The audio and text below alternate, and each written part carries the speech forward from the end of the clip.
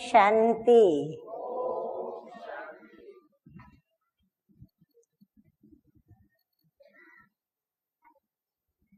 ओम शांति शब्द बहुत ही आध्यात्मिक गुह्य अर्थ लिए हुए है और शास्त्रों के अंदर भी ओम शांति के विषय में बहुत कुछ आध्यात्मिक अर्थ बताए हुए हैं और हम बच्चों को भी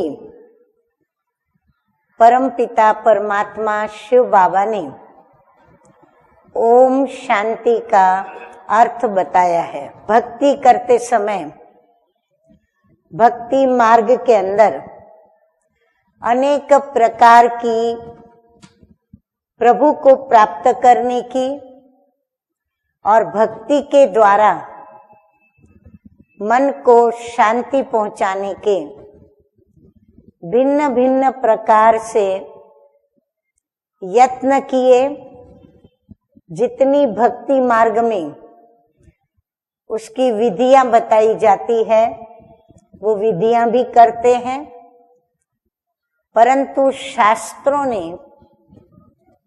जो ओम का अर्थ बताया उस ओम के अर्थ को, भावों को उन्होंने अलग अलग प्रत्येक लिखने वालों ने, ऋषि मुनियों ने अपने मन से उन्हें जो समझ में आया वो उन्होंने लिखा। कुछ उनके अनुभव में बात आई जिसको स्पष्ट या अस्पष्ट रूप से वह भी लिखा, परंतु परमपिता परमात्मा जो कि ज्ञान के सागर हैं, जो सर्वज्ञ हैं, अर्थात सर्वव्यापी नहीं परंतु सर्व ज्ञान को, सर्व बातों को, सर्व पदार्थों को, इस सृष्टि के 5 तत्वों में होने वाले परिवर्तन को, मनुष्य आत्मा के जन्म पुनर्जन्म के चक्र को और मनुष्य जीवन के कर्म अकर्म और विकर्म की गति को, या ये कहें कि मनुष्य जीवन के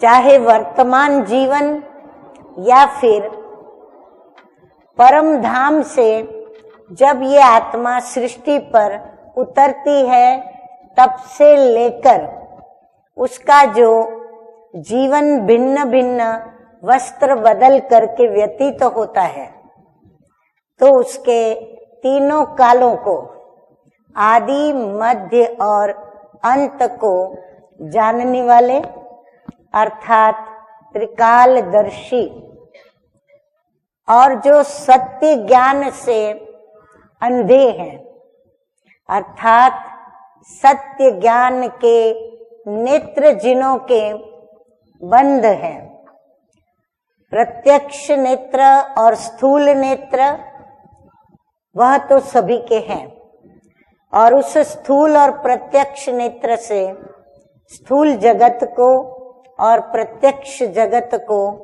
प्रत्यक्ष रीति से देखते भी हैं, परंतु जो अप्रत्यक्ष है, जो सूक्ष्म है, जिनको इन आंखों से नहीं देखा जाता है, ऐसी आध्यात्मिकताएं अर्थात आत्मा, परमपिता परमात्मा, उसके साथ साथ मनुष्य जीवन के होने वाले पूर्व जन्मों के पाप कर्म, पुण्य कर्म और उन पाप कर्म और पुण्य कर्मों का जो सीधा सीधा हिसाब है, उस हिसाब की किताब को ना ही वो पढ़ सकते, ना ही वो जान सकते।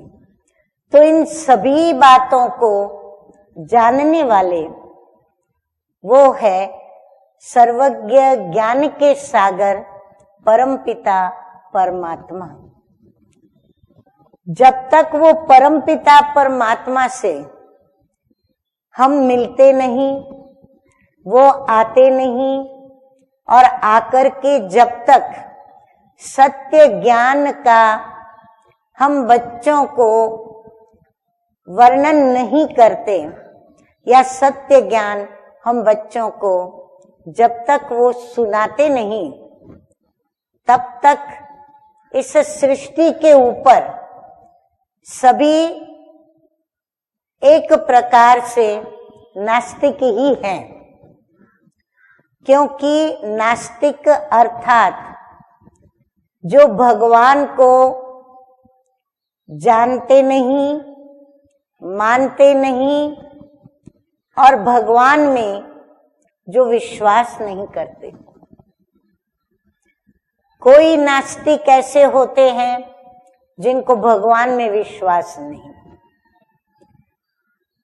भगवान में विश्वास न होने के बावजूद भी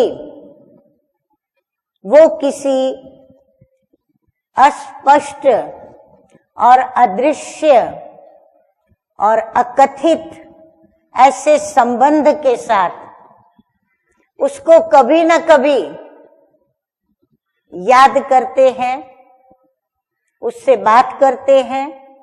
अगर याद नहीं करते, बात नहीं करते, तो कहीं न कहीं उनके मुख से उस भगवान के विषय में कोई उल्लेख जरूर निकल आता है।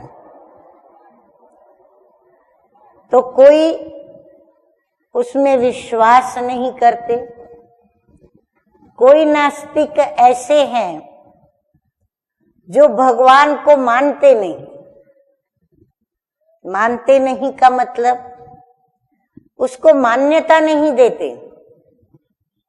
अंदर में इतना है उन्हों को कि हाँ, भगवान जैसा कोई सभी कहते हैं तो कोई होगा और कोई है, परंतु हम नहीं मानते। उसके अस्तित्व के विषय में निश्चित नहीं है, वो निश्चय बुद्धि नहीं है। और कोई है जो जानते भी नहीं।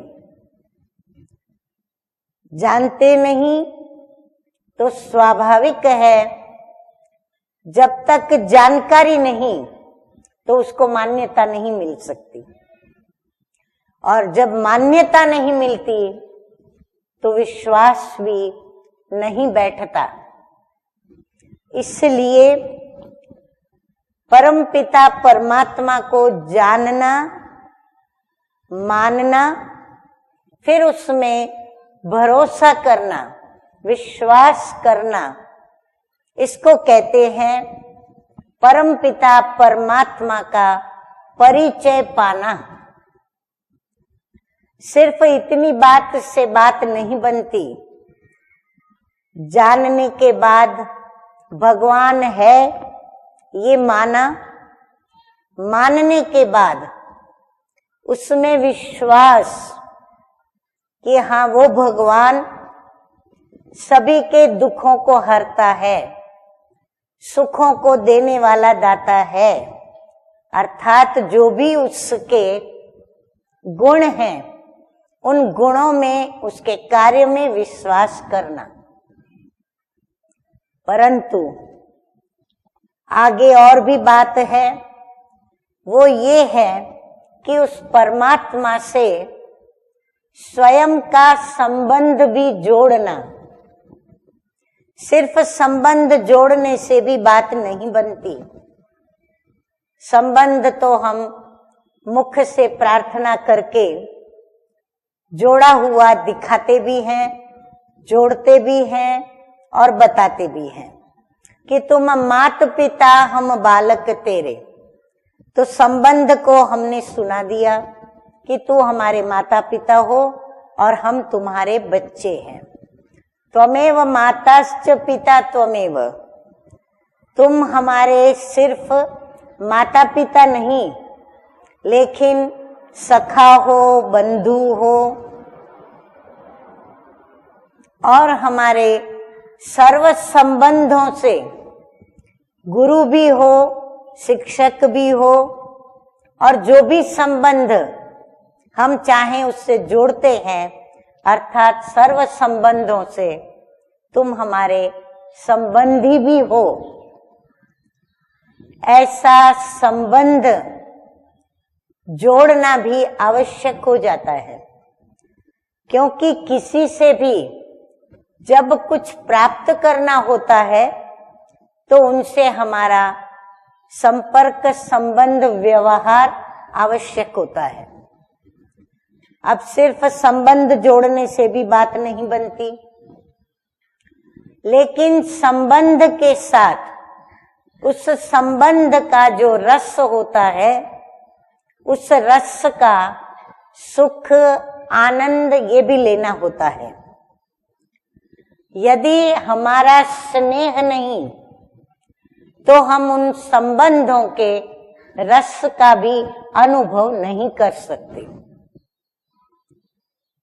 और जब हम उन संबंधों के स्नेहपूर्ण जो भी रस हैं, उन रसों का जब अनुभव करने लगते हैं, तब हमारे जीवन के अंदर परिवर्तन आना शुरू होता है।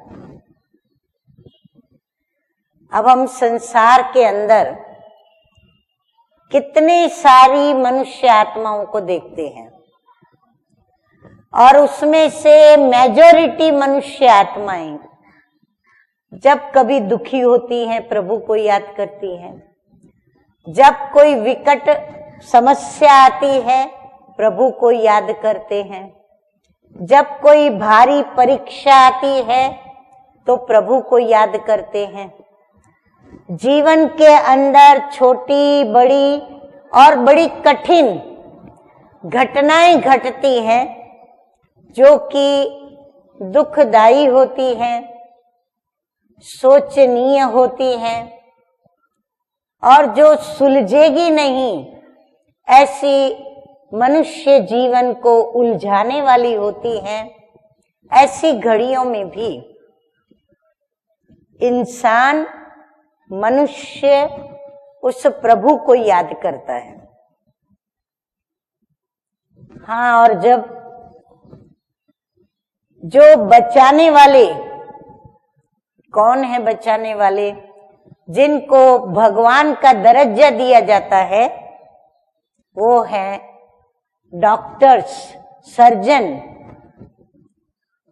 जब किसी कर्मों की भोगना को शारीरिक रूप से भोगते हैं और उससे जो दुख, दर्द और पीड़ाएं आती है, तो उस समय डॉक्टर्स के पास जाना होता है, सर्जन के पास जाना होता है, और उनको जो योग्य लगता है वो हमें करते हैं। परंतु कभी कभी दर्दी के रूप में जब हम उनके पास अपने रोग को मिटाने जाते हैं, अपने दर्द को मिटाने जाते हैं, तो मनुष्यों को अनुभव आता है कि जब डॉक्टर्स भी उस रोग को मिटाने में, उस दर्द को मिटाने में नाकामयाब होते हैं, या फिर उन्हें ऐसे लगता है कि अब ये सफाई देना या इस रोगी को ठीक करना अशक्य है, नहीं किया जा सकता, और वह भी जब भी हार मान करके और प्रभु के ऊपर छोड़ देते हैं, अर्थात हैंड्स कर देते हैं, तो उस समय सभी को प्रभु को ही याद करना पड़ता है और उनसे दुआएं मांगनी पड़ती है। दुआएं मांगना माना कि किसी ना किसी पुण्य कर्म के खाते को प्रभु देखे और कोई पुण्य कर्म हमारा उस घड़ी प्रभु हिसाब से भेज देवे और हमें एक नया जीवन देवे। तो इस प्रकार से हम देखते हैं कि मनुष्य के जीवन के अंदर दुख आता है, अशांति आती है, सफलताएं असफलताएं आती हैं, आशा निराशा आती है, उन्नति अवनति आती है, बहुत कुछ पॉजिटिव और नेगेटिव इन दोनों ही मनसा वाचा कर्मणा, जो भी भावनात्मक बातें या क्रियात्मक बातें, उनसे मनुष्य को, इंसान को गुजरना पड़ता है। परंतु मनुष्य और इंसान ये शब्द शरीर को लागू होते हैं, परंतु इस शरीर के द्वारा भोगने वाला कौन है? जो पॉजिटिव भी भोगता है, नेगेटिव भी भोगता है। जो अपनी भावनाओं को, जो भावनाएं शरीर की कर्मेंद्रियों के द्वारा व्यक्त की जाती हैं, वो कौन है? जब तक उसका ज्ञान नहीं कि भोगने वाली कौन, सुख दुख को भी भोगने वाला कौन, आशा निराशा में भी उस झूले में झूलने वाला कौन, टोटली पॉजिटिव और नेगेटिव इन बातों में आने वाला कौन, शरीर या शरीर से कोई भिन्न सत्ता, तो उसका भी ज्ञान हमें अति आवश्यक हो जाता है। और वो ज्ञान भले शास्त्रों ने दिया हमें कि ये शरीर 5 तत्वों का है, मिट्टी का है, मिट्टी में जाकर के मिल जाता है, और इस शरीर में हम आत्मा हैं, परंतु आत्मा के विषय में इतनी भिन्न भिन्न बातें मनुष्य मत से बने हुए जो भी शास्त्र हैं, पुस्तक हैं, उनको सुन करके, पढ़ करके मनुष्य ये निर्णय नहीं कर पाता कि आखिर भी आत्मा के विषय में किस बात को मान्यता देना। जैसे परमपिता परमात्मा के विषय में भी तुंडे तुंडे मतिर भिन्ना, प्रत्येक मस्तक में जो दिमाग है, हर एक ने अपनी अपनी रीति से प्रभु की परिभाषा बना दी है। ऐसे ही लिखने वाले ऋषियों ने, मुनियों ने, शास्त्रकारों ने, पुस्तक लिखने वालों ने प्रभु के विषय में अपने अपने विचार जो हैं वो प्रकट किए, व्यक्त किए और उन्होंने लिखे। परंतु इन सब पुस्तकों को, शास्त्रों को पढ़ करके इंसान ये निर्णय नहीं कर पाता आखिर प्रभु माने तो किसको माने। तो टोटली आध्यात्मिकता जो है, जिस आध्यात्मिकता से ये पता चलता है कि आत्मा कौन, परमात्मा कौन और 5 तत्वों से निर्मित यह सृष्टि क्या, उसका आदि मध्य और अंत क्या, अर्थात हम सभी का रचयिता कौन और उसकी ये रचना क्या। तो जो रचता और रचना का यथार्थ ज्ञान दे सकता हो, उसी से जब ज्ञान प्राप्त हो और फिर हमें ये विश्वास हो कि ये ज्ञान जिसने दिया वो सत्य दिया, विवेक मान्य भी हो वो ज्ञान, हमारी बुद्धि भी उसको स्वीकार करे, न सिर्फ हमारी बुद्धि स्वीकार करे परंतु जो भी मनुष्य आत्माएं हैं वो इस बात को स्वीकार करे कि जो ज्ञान दिया जा रहा है वो सत्य ज्ञान है। परंतु जहां ज्ञान के साथ सत्य शब्द आता है तो बड़ा विचित्र सा लगता है। ज्ञान माना रोशनी, ज्ञान माना प्रकाश, ज्ञान माना जानकारी, और जानकारी माना ही सही बात पता चले, योग्य बात का पता लेना, उसको कहते हैं जानकारी।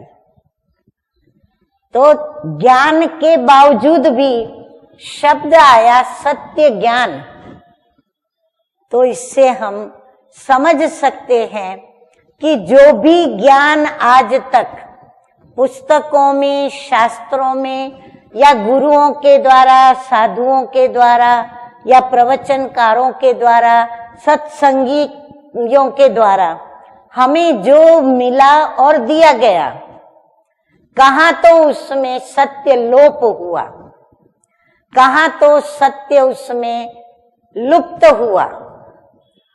तभी हमें ये शब्द कहना पड़ रहा है कि सत्य ज्ञान चाहिए। प्रभु के विषय में सत्य ज्ञान की रोशनी चाहिए।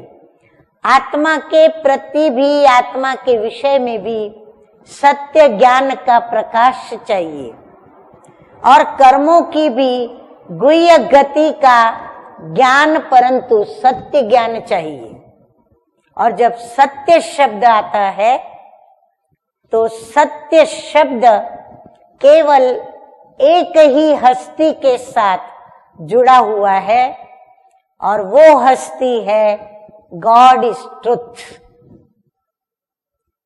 भगवान के साथ, परमात्मा के साथ, ईश्वर के साथ, हेवनली गॉड फादर के साथ, गॉड फादर के साथ, परम पिता के साथ, उसके साथ ही यह सत्य शब्द जुड़ा हुआ है। परम पिता परमात्मा को ही कहते हैं सत्यम शिवम सुंदरम। वो सत्य है, वो कल्याणकारी है, और वो चैतन्य है। अर्थात सभी के अज्ञान को मिटाकर सत्य ज्ञान के देने वाले, ज्ञान के सागर सत्य है, दाता है। वो शिवम है, शिव का अर्थ होता है कल्याणकारी। वो सर्व का सर्व प्रकार से कल्याण करने वाले हैं, इसीलिए वो शिवम है। और वो सुंदर है, क्योंकि प्रत्येक के जीवन के अंदर वो वह सुंदरता लाते हैं जिस सुंदरता को देखते हुए, अनुभव करते हुए, जीवन में उस सुंदरता को लाते हुए आत्मा हर्षित होती है, आत्मा खुश होती है, आत्मा चमक उठती है, और आत्मा अपने प्रभु को याद करने लग जाती है। तो वो परम पिता परमात्मा जो सत्य है, तो वो सत्य परमात्मा सत्य ज्ञान दे करके और सर्व बातों का ज्ञान देते, और सर्व बातों का ज्ञान देते हुए आत्मा का परिचय जो बताया, जो सत्य परिचय है, और बड़ा सरल भाषा में, जो कोई भी अनपढ़ व्यक्ति भी हो तो वो भी उस बात को समझ सके, क्योंकि अनपढ़ के अंदर भी आत्मा है। अगर सरल शब्दों में सरल भाव को, अर्थ को न बताया जाए तो अनपढ़ और मूढ़मती स्वयं के अस्तित्व को समझ न सके, महसूस न कर सके। और जब तक इंसान, मनुष्य, मनुष्य आत्मा स्वयं को महसूस न करे, स्वयं को जाने नहीं, तब तक वो इस मनुष्य जीवन के अंदर ना ही वो यथार्थ कर्म कर सकता है, ना ही वो कर्म या क्रिया करके जीवन के अंदर सही रास्ते पर चल सकता है, ना ही उसको सही मंजिल मिल सकती है। और इसीलिए उसे सत्य ज्ञान की नितांत आवश्यकता होती है। और वह ज्ञान परमपिता परमात्मा आकर के देते हैं बड़े सरल शब्दों में, और सहज समझ में आवे और विवेक मान्य करे, हर एक का विवेक मान्य करे। और बुद्धि में भी, मूढ़मति के अंदर भी सहज बैठे, निश्चय हो उसको कि मैं कौन हूं। तो परमपिता परमात्मा ने कहा, तू इस देह के अंदर विदेही आत्मा हो, शरीर रूपी वस्त्र के बिगर तू एक ज्योति स्वरूप, बिंदी स्वरूप, शांत स्वधर्म वाली तुम आत्मा हो। तू आत्मा परमानेंट, सदा के लिए इस देह की निवासी नहीं हो। इस जन्म के अंदर जो तुझे देह मिली है उसकी तुम अभिनिवासी हो।